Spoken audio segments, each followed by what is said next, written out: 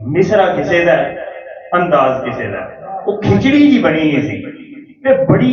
देर तो बाद मैं जैनवन शायद रात में भी गुस्सा करें इस गल का, मैं फिर भी हथ बन के माफी दे नाल बहना औखा है मेरे को यार, मैं हथ बन के फिर भी जी शायद बैठे ने मेरे को मेरे नाल भाई एहसान लाए ने, मेरे को कसम चुहा लो कि मैं इन्होंने आख्या कि जैनवन तुहानू जेड़ा भी मिलेगा सुच्चा मिले। क्यों जी यही गल हुई है कि जिन्ने मिलनगे उन्हां दा मिसरा भी अपना, जमीन भी अपनी, ख्यालात भी अपने, एक बड़ी वड्डी गल हुंदी शायर को पीड़ भी अपनी, जिहड़ी पीड़ है ना वो भी अपनी।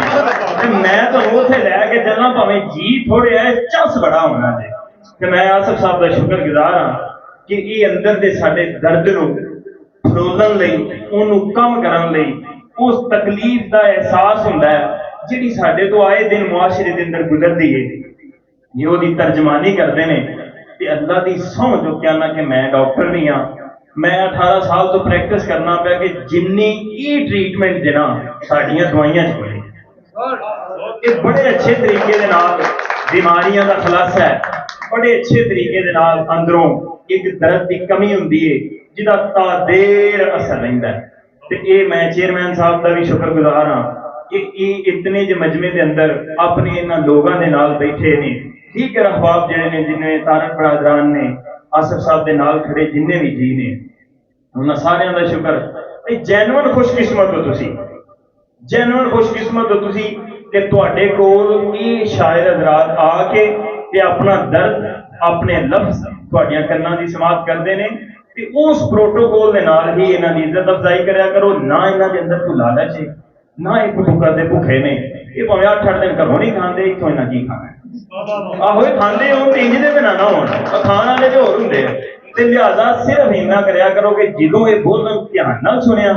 उस टाइम जिहड़ा क्लैपिंग है, जिहड़ियां ताड़ियां ने, हौसला अफजाई है, तुहाडी तवज्जो है, इन्हां नूं मिले ते अगली बारी 100 गज़ल तुहाडे वास्ते इत्थे बैठे बैठे इन्हां लिखदा नहीं। ते लिहाजा कोशिश करया करो,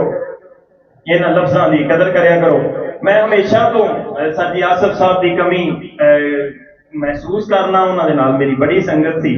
बड़ा मिठास भरा ये दर्द उतों ही नसीब होया, उन्होंने नाल चले, उन्होंने 2 मिसरे पढ़ के बैठ ते मैं इजाजत चाहांगा कि हिजर वसाल दे सारे रोले मुके ने। जी, हिजर वसाल दे सारे रोले मुके ने, ओदी दहलीज ते अखियां रखाया।